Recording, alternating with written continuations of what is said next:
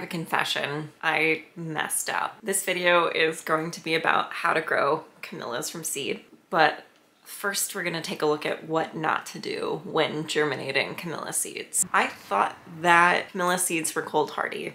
Camellia seeds are cold hardy, but seedlings aren't. What follows is a mass death of all of my camellia seedlings. These seedlings now look like mush, and it's upsetting, and I need to start over. So that's what we're gonna be doing today, is starting over. Just so that you guys can see for comparison, here is an unhealthy frozen seedling, and here is a live camellia seedling. One is yellow and brown and dead, and this guy is just starting to get his leaf up on the top. The root looks white and healthy all the way down. This guy was actually a late germinator, so that's what spared his life. I guess it doesn't always pay to be the early bird. If you've never seen camellia seeds before, they look like this. They're sort of like little macadamia nuts that are brown.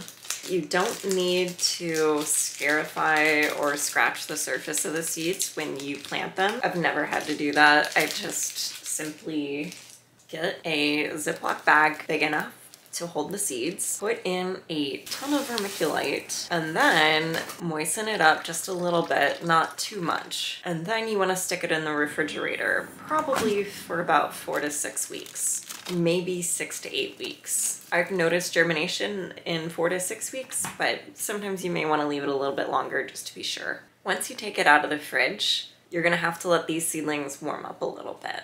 They like temperatures between 60 and probably closer to 80. It's okay if they range during the day. You don't need to keep it consistently at 80 degrees for them to germinate. You'll start noticing little roots inside of your vermiculite bag. So you'll want to start taking them out and actually putting them in potting soil, which is exciting. You only need to lightly bury the seed a little bit so that the shoot for the new leaves can come straight up through the top of the soil.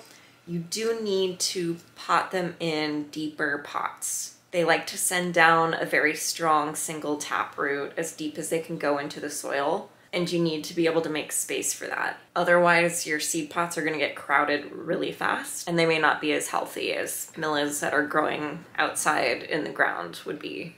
Now here's the crucial step, and one that I missed. Don't put these guys outside until you're absolutely sure that the last frost has occurred. They can definitely freeze and turn to mush, and you don't want them to do that, or you'll lose your whole crop. I haven't noticed many issues with fungus in camellia seeds. You could put a couple drops of hydrogen peroxide if you go to soak them, or even in the vermiculite bag. Tea's a pretty ancient thing in a lot of cultures. We don't drink it as much in the US, but I know worldwide I think it's more popular than coffee. I'm actually growing camellias because I love the way that the flowers look. But it would be pretty cool to make my own tea sometime too. I'm gonna do an update in a couple months on my Camellia sinensis and or Camellia japonica seeds, and we'll see how they're doing then. Until then, I'm gonna be doing a bunch of other seed starting videos, so I hope you stick around to watch those.